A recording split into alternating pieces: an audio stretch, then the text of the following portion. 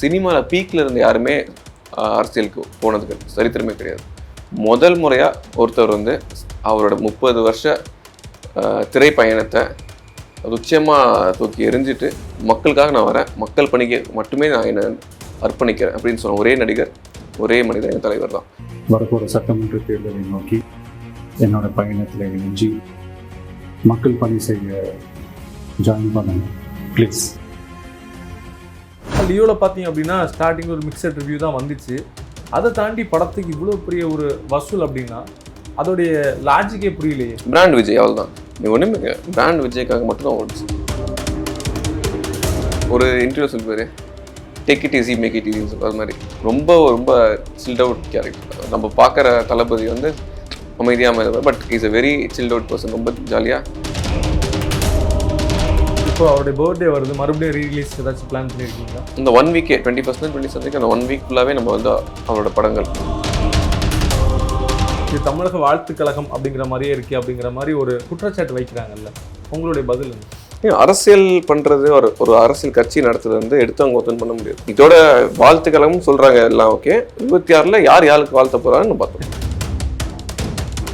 நீங்கள் இந்த மாதிரி ஐடி ஹெட்டாக வருது நல்லது அப்படிங்கிற மாதிரி அப்புறம் நானும் கேள்விப்படல. அதுக்குன்னு ஆளுங்க நிறைய பேர் இருக்கு. அதுக்கான யார் யார் யார் வந்து எந்த போஸ்ட்டுக்கு ப்ராப்பராக இருப்பாங்களோ எந்த பாரபட்சமும் இல்லாமல் அவர் கொடுப்பார். நமக்கு வந்து என்ன கிரவுண்ட் ரியாலிட்டி, மக்கள் போய் உதவியும். ஆன்லைனில் நீங்கள் ட்வீட் போட தான் யாருக்கும் உதவ போகிறது கிடையாது. ஸோ அதனால ஆன்லைன் தள்ளி வச்சுட்டு கிரவுண்ட் ரியாலிட்டி கிரவுண்ட் ஜீரோவில் இறங்கி நின்று ஒர்க் பண்ணால் மட்டும்தான் மக்களுக்கு பயனடையும் நான் நம்புகிறேன். அதே தலைவரும் ஃபாலோ பண்ணுறாரு. உங்களுடைய பார்வையில் தனித்திருக்கிற அரசியல் நல்லா இருக்குமா, இந்த கூட்டணியோட ஆட்சி அமைக்கிற அளவுக்கு ஒரு பவரோட வந்து நல்லா இருக்கும்? அவரோட பர்சனாலிட்டியை ஒரு தலைவராக ஏற்றுக்கிற ஒரு கட்சி இருந்துச்சுன்னா அவங்க கூட போகிற சரி. அதாவது திராவிட கட்சிகள் இல்லாமல் இருந்தால் பரவாயில்லையா?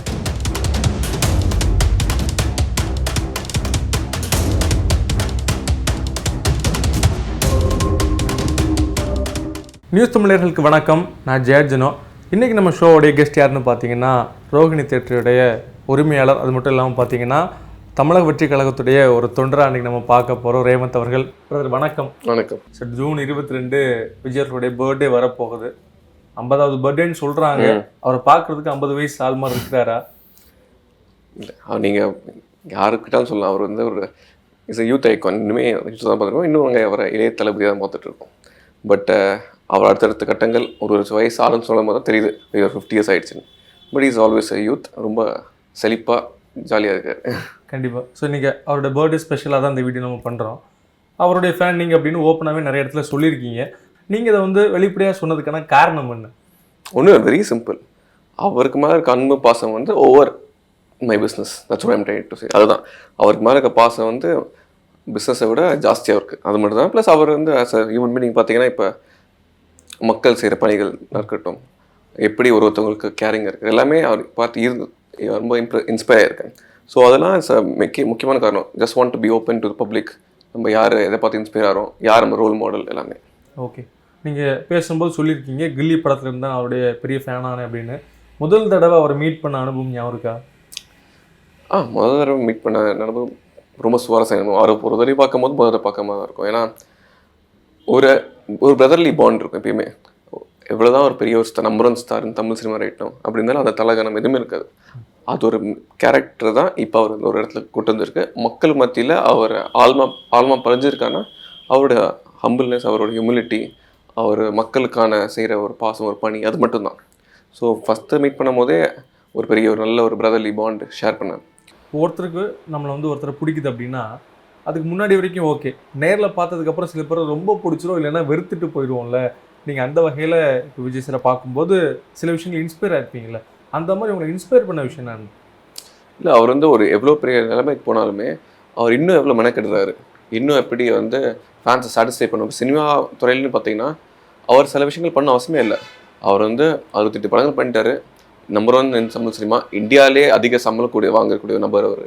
அப்படி இருந்துமே சில ஸ்டண்ட் சீக்வன்ஸாக இருக்கட்டும், சில சேஞ்சஸ் இந்த அப்பியரன்ஸாக இருக்கட்டும், அதெல்லாம் ஒரு மேடை எடுக்கிறாருன்னா அந்த டெடிக்கேஷன், அந்த பர்சிவியரன்ஸ் எல்லாமே அவரை சார்ந்திருக்க ஃபேன்ஸ், அவரை பார்க்க வர ஆடியன்ஸ் வந்து ஃபுல்லி அந்த ஸ்பெண்ட் பண்ணுற, அவரை பார்க்கணுன்னு வர 200 ஒர்க் கொடுத்து வரவங்க எல்லாருமே சாட்டிஸ்ஃபைடாக போகணும். அந்த ஒரு நோக்கம் மட்டும் தான் அவருக்கு. மற்றபடி அவர் சும்மா ஸ்டண்ட் மாஸ்டர் வச்சு பண்ணிட்டு போகலாம், நார்மலாக 2-3 சிஜி சீன்ஸ் வச்சுட்டு போயிடலாம். பட் அவரே மெனக்கெட்டு பண்ணுறாருன்னா அதுக்கான காரணம் அவர் மக்கள் மேலே, அவர் ரசிகர்கள் மேலே வச்சிருக்க பாசமும் அன்பு மட்டும்தான். கண்டிப்பாக. இன்னொன்று அவருடைய ஒரு டஃப் பீரியட் அப்படின்னா ஒரு 2008, 9, 10 அந்த பீரியட் சொல்லலாம். ஏன்னா வரிசையாக நிறைய படங்கள் அவருக்கு ஒரு தோல்வி அடைஞ்சிச்சு. அந்த காலகட்டத்தில் ஒரு ஃபேனாக நீங்கள் வந்து ஸ்கூலில் இந்த ஃப்ரெண்ட்ஸ் கூட ஃபேன் வார் பண்ணியிருக்கீங்களா? அதை எப்படி சமாளிச்சிங்க? இல்லையா, அந்த ஏஜில் வந்து எல்லாருமே கூட இருக்க முக்கால்வாசி பேர் தளபதி ஃபேன்ஸ் தான். ஸோ அதனால் என் கூட ஆக்சுவலி இப்போ இருக்கவங்க கூடமே என் ஃப்ரெண்ட்ஸ் 90% எல்லாருமே தளபதி ஃபேன்ஸ் தான் இருப்பாங்க.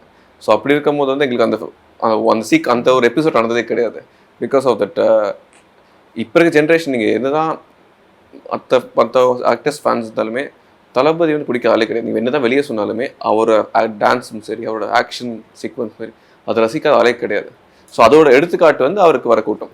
நீங்கள் வந்து தளபதி படம் நீங்கள் வந்து நீங்களே படம் நாளைக்கு வரைச்சி படம் எடுக்கிறீங்கன்னா அது ஒரு கண்டிப்பாக ஒரு மினிமம் கேரண்டி படம் அது. ஏன்னா தளபதி இருக்காரு, எல்லாருமே தமிழ்நாட்டில் இருக்க 85 to 90% ஆஃப் த பீப்புள் வந்து கண்டிப்பாக படத்தை பார்த்துருவாங்க. So it's brand Vijay. அதனால அது ஒரு பயங்கரமான இம்பாக்ட், ஒரு தாக்கத்தை ஏற்படுத்திட்டு இருக்கு. கண்டிப்பாக. அந்த காலகட்டத்துக்கு அப்புறமா ஒரு கம்பேக் கொடுத்தாரு. முக்கியமாக அந்த நண்பன், துப்பாக்கி அப்படின்னு அடுத்தடுத்த படங்கள் வந்து மிகப்பெரிய ஹிட் ஆச்சு. அவருடைய மார்க்கெட் அப்போ எப்படி இருந்துச்சு? இப்போ நீங்கள் ஒரு தியேட்டர் ஓனரா அந்த டைம் துப்பாக்கியுடைய ஹிட்டாக இருக்கட்டும், அது எந்த லெவலுக்கு அவரை கூப்பிட்டு போச்சு? அவர் மார்க்கெட் வந்து அந்த டைமில் வந்து இப்போ இருக்க மாதிரி கண்டிப்பாக கிடையாது. ஏன்னா அப்போ வந்து காம்படிஷன் நிறைய பேர் இருந்தாங்க. இப்போ வந்து அவர் வந்து நம்பர் 1ல் இருக்காரு. அடுத்தபடி இப்போ நான் அஜித் சார் இருக்காரு, இப்போ சூப்பர் ஸ்டார்லாம் இப்போ வந்து மார்க்கெட் வைஸ் நம்பர்ஸில் இருக்காங்க.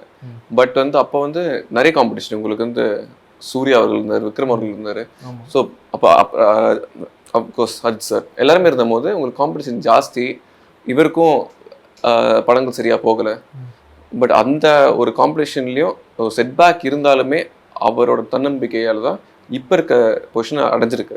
ஸோ அது வந்து பெரிய பாராட்டக்கூடிய விஷயம், ரொம்ப சந்தோஷமான விஷயம். ஏன்னா ஃபெயிலியர்லையுமே ரசிகர் வந்து அவர் வந்து பாராட்டி தான் இருந்தாங்க.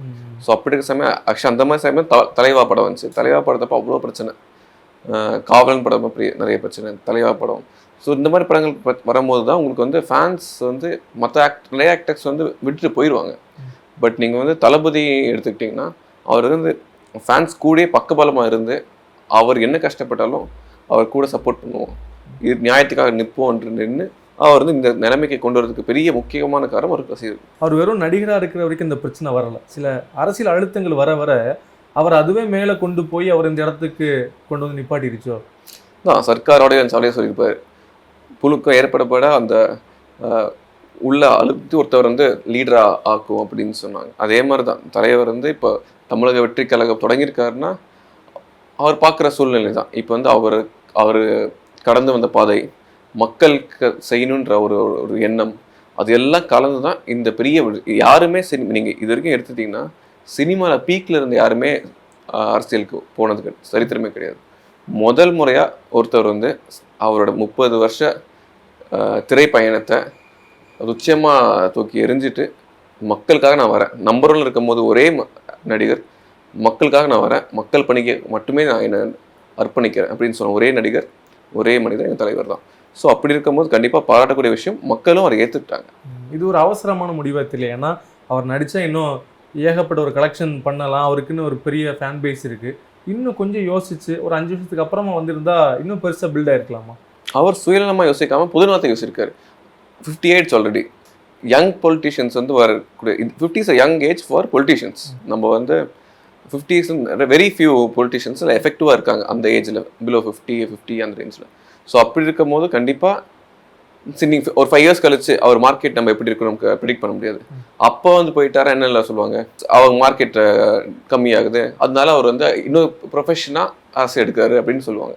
இப்போ அப்படி கிடையாது. அவர் நம்பர் இருக்கும்போது எனக்கு வந்து அரசியல் ப்ரொஃபஷன் கிடையாது, அது ஒரு சர்வீஸ் அப்படின்னு நினச்சி வர்றதே ஒரு பெரிய ஒரு பாராட்டக்கூடிய விஷயம். அது வந்து நம்ம மக்கள் வந்து அதை உணரணும். ஃபஸ்ட்டு மக்கள் அதை உணர்ந்தால் மட்டும்தான் அவரோட எண்ணம், நோக்கம் எல்லாமே புரியும். முக்கியமாக இந்த லியோ படம் வரும்போது என்ன சொன்னாங்க அப்படின்னா, சவுத் இந்தியாவில் இந்த மாதிரி எந்த மூவிக்குமே இவ்வளோ பெரிய ஒரு எக்ஸ்பெக்டேஷன் இல்லை அப்படின்னு சொன்னாங்க. அவ்வளோ ஹியூஜ் எக்ஸ்பெக்டேஷன் இருந்துச்சு. நீங்கள் ஒரு பிஸ்னஸ் சைடில் பார்க்கும்போது அதோடைய வளர்ச்சி எப்படி இருக்குது? அது வந்து எண்ணி பார்க்க முடியாத ஒரு சந்தோஷம் தான் ஆக்சுவலி. சவுத் இந்தியாவில் நம்பர் 1. இன்ஃபேக்ட் இந்தியாவிலே இவர் அளவுக்கு சம்பளம் யாருக்குமே கிடையாது. ஈவன் கான்ஸ் நீங்கள் சொல்லலாம், அவங்களாமே இந்த அளவு சம்பளம் வாங்கலை. அதனால் அவங்களே பாலிவுட்டே திரும்பி பார்க்குற அளவுக்கு ஒரு வளர்ச்சி வந்திருக்கு. பெருசாக ஒரு பப்ளிசிட்டி அந்த மாதிரி எதுவுமே பண்ணாத ஒரு எளிமையான ஒரு மனிதர்.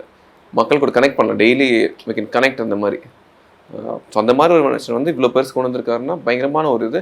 லியோலாம் பயங்கரமான உங்கள் ஓப்பனிங். நீங்கள் வந்து பல கண்ட்ரிஸ் தமிழ் சினிமா உள்ளே போகாத ரிலீஸே பண்ணாத கண்ட்ரிஸ்லாம் பெனிட்ரேட் பண்ணி தமிழ் படம் ரிலீஸ் ஆயிருக்கு. அது தமிழ் சினிமாவுக்கு, தமிழ் மொழிக்கு எவ்வளோ பெரிய பெருமையை சேர்த்துருக்கு. ஸோ அது வந்து ரொம்ப பாராட்டக்கூடிய விஷயம். தமிழ் மக்கள் அனைவரும் இந்த வெறுப்பு அதெல்லாம் தள்ளி வச்சுட்டு தமிழில் அடுத்த அளவு கொண்டு போனால் இந்த மாதிரி ஒரு ஐகான்ஸை வந்து நம்ம செலிப்ரேட் பண்ணணும், அவங்க சப்போர்ட் பண்ணணும். அப்படி பண்ணால் தான் அடுத்தடுத்த கட்டத்துக்கு தமிழ் வந்து வளரும். ஓகே. இன்னொன்று சில படங்களுக்கு ஒரு நெகட்டிவ் ரிவ்யூவோ ஒரு மிக்சடான ரிவ்யூவோ வந்தால் அது மக்கள்கிட்ட போய் ரொம்ப நெகட்டிவாக போய் சேர்ந்துடும், மக்கள் தியேட்டருக்கே வரமாட்டாங்க. ஆனால் லியோவில் பார்த்தீங்க அப்படின்னா ஸ்டார்டிங் ஒரு மிக்சட் ரிவ்யூ தான் வந்துச்சு. அதை தாண்டி படத்துக்கு இவ்வளோ பெரிய ஒரு வசூல் அப்படின்னா அதோடைய லாஜிக்கே புரியலையே. பிராண்ட் விஜய் அவள் தான். நீ ஒன்றுமே பிராண்ட் விஜய்க்காக மட்டும்தான் ஓடிச்சு. இப்போ கில்லி பார்த்துக்கலாம், 2004 வந்த படம். அது எல்லாருமே டிவியில் பார்த்துருப்பாங்க, நெட்டில் ஆன்லைனில் பார்த்துருப்பாங்க. பட் இவ்வளோ பெரிய ஒரு கலெக்ஷன் ரோஹினியில் மட்டுமே 85,000 பேர் பார்த்துருக்காங்க. லியோக்கு ஈக்குவல் ஆல்மோஸ்ட். ஸோ அப்படிப்பட்ட ஒரு படம் வந்து நிறைய படம் ரிலீஸ் பண்ணாங்க, இந்த அளவுக்கு எந்த படமும் ஓடல. All because of that one man. So அதுக்காக கண்டிப்பாக பாராட்டக்கூடிய விஷயம். ரொம்ப பெருமையாக இருக்கு அவர் ரசிகன்னு சொல்லிக்க. ஓகே. இப்போ அவருடைய பர்த்டே வருது, மறுபடியும் ரீலீஸ் ஏதாச்சும் பிளான் பண்ணியிருக்கீங்களா? இந்த 1 வீக்கே 21st 27th அந்த 1 வீக் ஃபுல்லாகவே நம்ம வந்து அவரோட படங்கள் ரிலீஸ் பண்ணுறோம். கண்டிப்பாக அதை தாண்டி நிறைய தமிழக வெற்றி கழகத்துலேருந்து பல ஏற்பாடுகள் நடந்துகிட்ருக்கு. மக்கள் சார்ந்ததாக இருக்கும் தவிர அவரோட கொள்கையே மக்களுக்கு வந்து நல்லது செய்யணும், மக்கள் சந்தோஷமாக இருக்கணும், எல்லாருமே சமமாக பார்க்கணும். அதுதான் அதை முன்னிறுத்தி என்னென்ன செய்ய முடியுமோ தமிழக வெற்றி கழகம் மூலியமாகவும் நான் தனியாகவும் தனிப்பட்ட முறையில் பண்ணிட்டேன். ஓகே. இந்த லியோ படம் கரெக்டாக அந்த ட்ரெய்லர் ரிலீஸ் ஆன டயத்தில் ஒரு சர்ச்சை, உங்களுடைய தியேட்டரில் சில பிரச்சனைகள் ஏற்படும் போது நிறைய பேர் நினச்சாங்க அப்படின்னா, இல்லைப்பா இது அவர் வந்து ஒரு தளபதி ஃபேன், ஆனால் அவருடைய தியேட்டர்லேயும் இந்த மாதிரி நடந்தது, நிறைய பேர் அதை வந்து அவங்களுக்கே நடந்த மாதிரி யோசிச்சாங்க. ஆனால் அதுக்கப்புறம் உங்களை தளபதி ஃபோனில் விஜய் சார் ஃபோன் போட்டு பல விஷயங்கள் பேசினாருன்னு சொன்னாங்க. என்ன சொன்னாங்க, ஏதாச்சும் ஷேர் பண்ணிக்க முடியுமா? வருத்தத்தை தெரிவிச்சார். ஏன்னா யார் பண்ணியிருந்தாலுமே ஒரு தவறு தான், அது வந்து அவங்க வந்து ஜஸ்டிஃபை பண்ண முடியாது. ஸோ ரொம்ப வருத்தத்தை தெரிவித்தார். அதனால அது கண்டிப்பாக இது வரைக்கும் நிறைய சீனியர்ஸ் நடந்திருக்கு. பட் எந்த ஒரு பெரிய ஆக்டருமே ஃபோன் பண்ணி கேட்டதில்லை, எப்படி என்ன ஆச்சுன்னு கேட்டதில்லை. பட் அவர் ஃபர்ஸ்ட் பர்சன். நான் இமீடியட்டாக கால் பண்ணி எல்லாமே ஓகேவா, வருத்தப்பட்டார். எல்லாமே ஓகே இன்னும் அவருக்கே தெரியாது, ஏன்னா கண்டிப்பாக பெரிய நிறைய சீட்டு உடஞ்சி டேமேஜ் ஆயிருந்துச்சு. பட் எப்படி நடந்துச்சு, யார் என்ன ப்ரிகாஷன் எடுக்கலையா, so what was the sequence of events எல்லாமே தெரிஞ்சுக்கிட்டாரு. ரொம்ப வருத்தப்பட்டார். But it happens. ஒரு பிஸ்னஸில் இருக்கும் போது பல ஆப்போசிஷன்ஸ், பல விஷயங்கள் நம்ம ஃபேஸ் பண்ணி தான் ஆகணும். இது ஒன் ஆஃப் திஸ். பட் அதை எப்படி தவிர்க்கணுன்றது அடுத்தடுத்த கட்டங்கள் நம்ம முடிவு. அதை தாண்டி அவரோட நீங்கள் ஃபோனில் உரையாடி இருக்கிறீங்களா, நேரில் கூட பேசுவீங்களா? ப்ரொஃபஷனல் டாக்ஸ் கண்டிப்பாக இருக்கும். ப்ளஸ் அப்பப்போ எனிதிங் லைஃப்பில் என்ன ஒரு அப்டேட் இருந்தாலுமே அவருக்கு தான் ஃபஸ்ட் கண்டிப்பாக தெரிவிப்பேன். ரீசெண்டாக வெட்டிங் இருந்துச்சு, வெட்டிங்க்கு அவரோட பிளெஸிங்ஸ் அண்ட் விஷஸ் வாங்குறதுக்கு நேரில் அழைச்சிருந்தார். ஸோ அந்த மாதிரி anything important happens in my life கண்டிப்பாக அவர்கிட்ட நான் தெரிவிப்பேன். கண்டிப்பாக அந்த பொக்கே கூட நாங்கள் பார்த்தோம், காரில் ஃபோட்டோ போட்டிருந்தீங்க. என்ன ஷேர் பண்ணிக்கிட்டார், லைஃப் லெசன் ஏதாவது சொன்னாரா, எப்படி வாழ்க்கை நடத்தணும், ஏதாவது டிப்ஸ் கொடுத்தாரு? ஜாலியாக இருக்கேன். ஒரு இன்டர்வியூ சொல்லுவார், take it easy make it ஈஸின்னு சொல்லுவார். அது மாதிரி ரொம்ப ரொம்ப சில்ட் அவுட் கேரக்டர் தான். நம்ம பார்க்குற தளபதி வந்து அமைதியாக இருப்பார், but is a very silt out person. ரொம்ப ஜாலியாக நல்ல ஒரு 1 hour கான்வர்சேஷன், வெரி ஹாப்பியாக. ஓகே. அப்புறம் தமிழக வெற்றி கழகம் இந்த கட்சி ஆரம்பிச்சோன்னே இந்த உறுப்பினர் அட்டை சேர்க்கும் போது எல்லாருமே சேர்ந்தாங்க, எல்லாம் ஓகே. ஆனால் நீங்கள் வந்து சேருவீங்க, அந்த உறுப்பினர் அட்டை எடுத்து போடுவீங்க அப்படின்னு யாருமே எதிர்பார்க்கல. அவ்வளோ ஓப்பனாக நீங்கள் அப்படி டிக்ளேர் பண்ண மாதிரி இருந்துச்சு இல்லை, எந்த நம்பிக்கை? இல்லை, எதிர்பார்க்காமது ஆச்சரியமாக இருக்கு. ஏன்னா எல்லாரும் எதிர்பார்த்துருங்க, எல்லாருக்குமே தெரியும் தலைவரோட ஃபேன்னு. பட் இன்ஃபேக்ட் நிறைய பேர் சினிமா இண்டஸ்ட்ரியிலே பல தியேட்டர் ஓனர்கள், பல ப்ரொடியூசர்கள் பல பேர் செய்கிறதுக்கு ஆசைப்படுறாங்க. பட் யாரும் வெளியே இருந்து முன்னேறி வந்து சொல்லலை. அது ஒன்லி பீஸ். அவங்க வந்து பல காரணம் இருக்கலாம் அவங்க வெளியே சொல்லாமல் இருக்கிறதுக்கு. பட் நிறைய பேர் முன்னே வராங்க, என்கிட்ட நிறைய பேர் கேட்டிருக்காங்க, அதை பற்றி பேசுகிறாங்க. பட் நமக்கு அந்த இதில் கிடையாது. நமக்கு தலைவர் வந்து நல்லது பண்ணுறாரு, அவருக்கும் நம்ம சப்போர்ட் பண்ணி நிற்கணும். அது மட்டும் தான் நம்மளோட ஒன்லி கொள்கை. ஸோ அதனால் நியூஸ் பேப்பர் அடுமே பெருசாக கொடுத்துருந்தேன், இன்றைய தலைவா நாளைய முதல்வான்னு. இது வந்து நான் எப்பயுமே அவர்கிட்ட அரசியல் வாங்கன்னு ஒரு உதவியும் பார்க்காம சொல்லியிருக்கேன். ஏன்னா அவரோட கேரக்டர் எனக்கு தெரியும், அவரோட கேரக்டர் நமக்கு தெரியும். தெரிஞ்சனால எப்படி நம்மளோட தமிழ்நாடு பொலிட்டிக்கல் ஈகோசிஸ்டம்க்கு அவர் செட் ஆவார், அவரை வந்து மக்கள் எப்படி ஏற்றுப்பாங்கன்ற ஒரு ப்ரெடிக்ஷன் எனக்கு இருந்துச்சு. So this was right time நானும் ஃபீல் பண்ணேன். இன்னும் லேட் ஆகிறத விட இது தான் பர்ஃபெக்ட் டைம் டு என்டர் பாலிடிக்ஸ்னு எனக்கும் தோணுச்சு. ஸோ அவருக்கு கூட சப்போர்ட் பண்ணுறது நம்மளோட ரோல். எந்த பதவிக்கோ எந்த ஒரு பவருக்கோ ஆசைப்படாமல் அவருக்காக மட்டுமே கூட இருக்கணும்னு என்னோட எண்ணம். கண்டிப்பாக. இப்போ நீங்கள் சொல்லும்போது பதவிக்காக ஆசைப்படணும்னு சொன்னால் கூட நீங்கள் வந்து சோஷியல் மீடியாவில் ரொம்ப ஆக்டிவாக இருக்கிறீங்க. இதன் காரணமாக அவர் வந்து கட்சியில் ஒரு ஐடி பிரிவுக்கு தலைவராக வந்தால் நல்லா இருக்கும் அப்படிங்கிற மாதிரியான ஒரு பேச்சுவார்த்தைலாம் போகுது. நீங்கள் இந்த மாதிரி ஐடி ஹெட்டாக வருது நல்லது அப்படிங்கிற மாதிரி அப்புறம் நானும் கேள்விப்படல. அதுக்குன்னு ஆளுங்க நிறைய பேர் இருக்கு. அதுக்கான யார் யார் யார் வந்து எந்த போஸ்ட்டுக்கு ப்ராப்பராக இருப்பாங்களோ எந்த பாரபட்சமும் இல்லாமல் அவர் கொடுப்பார். அதுதான் நம்ம வந்து எதுக்குமே ஆசைப்படுறது. நமக்கு வந்து அவரை வந்து 2026 ஒரு இடத்துல உட்கார வைக்கணும்னு ஆசைப்படுற பல கோடி தொண்டர்கள் நான் ஒருத்தர், அவ்வளோதான். ஸோ அதனால பதவி அதெல்லாம் நமக்கு ஆசையே கிடையாது. அவர் வந்து ஒரு டைரக்ஷன் கொடுத்து இது பண்ணணும் அப்படின்னா அது பண்ணி தான் ஆகணும். அது வந்து தவிர்த்து பண்ண முடியாது, அகேன்ஸ்டாக போக முடியாது.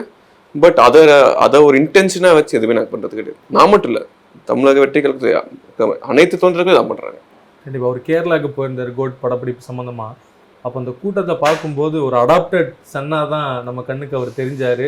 நீங்கள் அந்த சீன்ஸை பார்த்து கிட்டத்தட்ட ஒரு சிஎம் கான்வே மாதிரி இருக்குது அப்படின்னு நான் போட்டிருந்தேன், எனக்கு ட்விட்டரில் கூட போட்டிருந்தேன்.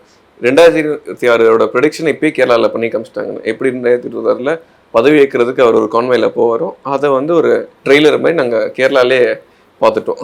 ஸோ அது ரொம்ப சந்தோஷமாக இருந்துச்சு. ஏன்னா அது வந்து தமிழ்நாட்டில் ஃபோர்த் சென்ட் ஜார்ஜுக்கு அவர் வந்து நீலாங்கரிலேருந்து போகணுன்றது என்னோட ஆசை. சரி, நீங்கள் இப்போது தமிழக வெற்றி கழகத்தில் இருக்கீங்க. இப்போ அவரும் தொடர்ச்சியாக 26 களத்தில் இறங்க போகிறேன்னு சொல்லிட்டாரு. ஆனால் அவர்கிட்ட ஒரு விமர்சனம் என்ன சொல்கிறாங்க அப்படின்னா, வாழ்த்துக்கள் மட்டுமே சொல்லிக்கிட்டு இருக்காரு, இது தமிழக வாழ்த்து கழகம் அப்படிங்கிற மாதிரியே இருக்கே அப்படிங்கிற மாதிரி ஒரு குற்றச்சாட்டு வைக்கிறாங்கல்ல, உங்களுடைய பதில் என்ன? அரசியல் பண்ணுறது ஒரு அரசியல் கட்சி நடத்துறது வந்து எடுத்தவங்க ஒருத்தன் பண்ண முடியாது. அது வந்து ஒரு பெரிய கடல். அது வந்து பல எதிர்ப்புகள், பல விஷயங்கள், பல துரோகங்கள், பலரையும் சந்திச்சு தான் ஒரு அரசியல் கட்சி நடத்தணும். அப்படி இருக்க சமயத்தில் நம்ம வந்து சட்டப்பட்டு எல்லாத்தையும் டிசிஷன் எடுக்க முடியாது. அதோட ஃபண்டமெண்டல் கிரவுண்ட் லெவல்லேருந்து அதை வந்து ஸ்ட்ராங் பண்ணி அடுத்த ஒரு கட்டமாக தான் நகர்த்த முடியும். ஸோ அப்படி இருக்க சமயத்தில் வந்து நம்ம வந்து இப்போ ஒரு கிராட்டிடியூட், ஒரு வந்து மரியாதை நிமித்தமாக ஒரு வாழ்த்து தெரிவிக்கிற எல்லா கட்சி நபர்களுக்கும். ஸோ அப்படி தான் போயிட்டுருக்கு. தவிர நம்ம வந்து நீங்கள் இன்டர்நெட்டில் மட்டும் தான் பார்க்குறீங்க. இன்டர்நெட் வந்து ஒரு இல்யூஷன் மாதிரி தான். Ground reality is complete different. இன்னைக்கு காலையில் கூட பொதுச்செயலாளர் ஆனந்த் சார் வந்து ஒரு 3 பேருக்கு வீடு கட்டி கொடுத்துருக்காங்க, 2 பேர் கடை வச்சு கொடுத்துருக்காரு. ஸோ அப்படிப்பட்ட நல்ல திட்டங்கள் வந்து இலவச ஒரு உணவு வண்டி வந்து விலையில்லா உணவகம், அது வந்து ஆன் வெஹிக்கிள், அதை தொடங்கியிருக்காங்க இன்னைக்கு. அந்த மாதிரி நிறைய பல நல்ல காரியங்கள் பண்ணிட்டு தான் இருக்காங்க. ஸோ அதுதான் உங்களுக்கு வந்து மக்களுக்கு வந்து போய் சேரும். இது நீங்கள் ஆன்லைனில் 10 பேரை ட்வீட் போடுறது வந்து 10 பேர் அகேன்ஸ்டாக போடுறது வந்து எதுவுமே கிடையாது. நமக்கு வந்து என்ன கிரவுண்ட் ரியாலிட்டி மக்களுக்கு போய் உதவியும். ஆன்லைனில் நீங்கள் ட்வீட் போட தான் யாருக்கும் உதவ போகிறது கிடையாது. ஸோ அதனால ஆன்லைன் தள்ளி வச்சுட்டு கிரவுண்ட் ரியாலிட்டி கிரவுண்ட் ஜீரோவில் இறங்கி நின்று ஒர்க் பண்ணால் மட்டும்தான் மக்களுக்கு பயனடையும் நான் நம்புகிறேன். அதே தான் தலைவரும் ஃபாலோ பண்ணுறாரு. ஸோ இதோட வாழ்த்துக்களும் சொல்கிறாங்க எல்லாம். ஓகே, 26 யாருக்கு வாழ்த்த போகிறாருன்னு பார்த்தோம். ஒரு 26க்கு வரப்போகிறாரு. இப்போது சில அனுமானங்களை வச்சு பேசுகிறாங்க இல்லையா, அவர் வந்து தனித்து வர்றதை விட இவங்க கூடலாம் கூட்டணி வச்சா நல்லா இருக்கும் அப்படின்னு சில பேர்கள்லாம் சொல்கிறாங்க. நம்ம பேர்கள் சொல்ல வேணாம். உங்களுடைய பார்வையில் தனித்து இருக்கிற அரசியல் நல்லா இருக்குமா, இந்த கூட்டணியோட ஆட்சி அமைக்கிற அளவுக்கு ஒரு பவரோட வந்தால் நல்லா இருக்கும்? அவர் கொள்கைக்கு வந்து முரண்பாடாமல் இல்லாமல் அவர் கொள்கை ஒத்து போய் அவரை வந்து அவரோட பர்சனாலிட்டியை ஒரு தலைவராக ஏற்றுக்கிற ஒரு கட்சி இருந்துச்சுன்னா அவங்க கூட போகிற சரி. ஜஸ்ட் இந்த கூட்டணி வைக்கணுன்ற ஒரு வெறும் அந்த நேம்சேக் கூட்டணி வைக்கணுன்றத வைக்கிறது வந்து எனக்கு பர்சனலாக ஒரு உடன்பாடு கிடையாது. ஏன்னா மக்கள் வந்து ஒரு சேஞ்ச் எதிர்பார்க்குறாங்க. சேஞ்ச் எதிர்பார்க்குற ஒரு சமயத்தில் அவங்ககிட்டே போய் நம்ம போய் கூட்டணி வச்சா அது வந்து ஒரு மக்கள் எப்படி ஏற்றுப்பாங்க நமக்கு தெரியாது. அதாவது திராவிட கட்சிகள் இல்லாமல் இருந்தால் பரவாயில்லையா? திராவிட கட்சிகள் சொல்லல, பட் பொதுவாகவே மக்கள் வந்து அவரோட கொள்கை யாரெல்லாம் கரெக்டாக அக்செப்ட் பண்ணுறாங்களோ, அவரை யாரை தலைவராக ஏற்றுக்கிறாங்களோ அவங்க கூட தான் போகணும்னு நான் நம்புகிறேன்.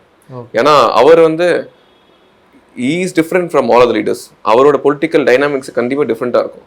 ஸோ அவர் வந்து மற்றவங்க கூட எப்படி ஒரு ஜெல் அவர் வந்து பொறுத்து தான் பார்க்கணும். ஸோ அப்படி இருக்க சமயத்தில் வந்து நீங்கள் வந்து அலையன்ஸ் இப்பயே பேசுறது டூ ஏர்லி. ஏன்னா அவரோட கொள்கை எல்லாமே அது விரிவாக சொல்லுவார்.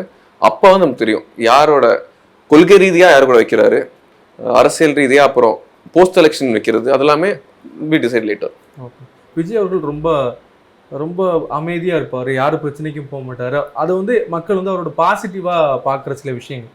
ஆனால் அரசியலுக்கு வந்தால் களம் ரொம்ப சூடாக இருக்கும், அது வேற மாதிரியான ஒரு ஹீட்டை தரும் அப்படிங்கிறது அவருடைய பார்வையாக கூட இருக்கலாம் இல்லையா? அது தாக்கு பிடிச்சிருவாரா? அதுதான், அது வந்து வெளியே வந்து பார்க்க வந்து ரொம்ப கூல் காமாக இருக்காரு. பட் வந்து அவர் வந்து உள்ளுக்குள்ள ஒரு பெரிய ஃபயராக இருப்பாருன்னு நிறைய பேர், ஐ மீன் அவர் கூட இருக்க நிறைய பேருக்கு தெரியும். ஈஸ் பிஸ்னஸ் வந்துட்ட பிஸ்னஸ், ஒர்க் வந்துட்ட ஒர்க், அந்த மாதிரி தான். அவர் வந்து யாருமே எந்த பார்ஷியாலிட்டி இல்லாமல் எந்த ஒரு ஈவன் லைட் பேக்காக இருக்க மாட்டார். இதுனா அப்படி இருந்ததுன்னா அவர் வந்து ரொம்ப காம் ரிலாக்ஸாக இருந்ததுன்னா இவ்வளோ பெரிய ஒரு கட்டமைப்பை விஜய் மக்கள் இயக்கம் போன்ற ஒரு பெரிய ஒரு ஆர்கனைசேஷன் நடத்த முடியாது. அவர் வந்து பயங்கர shrewd and very dynamic leader. நம்ம வந்து வெளியே வந்து ரொம்ப சாஃப்டாக நினைக்கலாம், பட் அவர் எல்லாமே வாட்ச் பண்ணுவார். ஒரு தப்பு நடக்காமல் அவ்வளோ ஒரு அக்யூரேட்டாக அவர் வந்து ஒரு டீமையும் செட் பண்ணி ஃபாலோ பண்ணிகிட்டு இருப்பார். ஸோ இட்ஸ் வெரி ஒரு பாண்ட் லீடர் தான் சொல்லுவார். நீங்கள் பேசும்போது கூட முன்னாடி தளபதின்னு சொன்னால் இப்போ தலைவர் அப்படிங்கிற வேர்டுக்கு வந்துட்டீங்க. இதுவே பார்த்தீங்கன்னா இப்போ அவர் வந்து ஒரு அரசியல்வாதியாக மாற்றி ஒரு சினிமாக்காரர் அப்படிங்கிறத கொஞ்சம் தள்ளி வைக்குதோ அப்படின்னு ஒரு ஃபீல். ஏன்னா இப்போ கோட்டுக்கு ஒரு அப்டேட் வரதை விட அரசியல் சம்மந்தமாக அவருடைய அப்டேட் ஒன்று நல்லா போகுது, மக்கள் அதை விரும்பி ஷேர் பண்ணுறாங்க, அதை பற்றி தெரிஞ்சுக்கிறாங்க இல்லையா? இதுவே கோட்டு படத்துக்கு ஒரு ஒரு நெகட்டிவ் பப்ளிசிட்டியாக மாறுதா? இல்லைங்க, நம்ம வந்து ஃபஸ்ட்டு வந்து டூ ஆன்சர்ஸ் இதுக்கு. ஃபஸ்ட்டு வந்து நிறைய பேர் நீங்கள் அரசியல் அப்டேட் எதிர்பார்க்கன்னு சொல்கிறீங்க. அதை எதிர்பார்க்க நிறைய பேர் யங்ஸ்டர்ஸ்.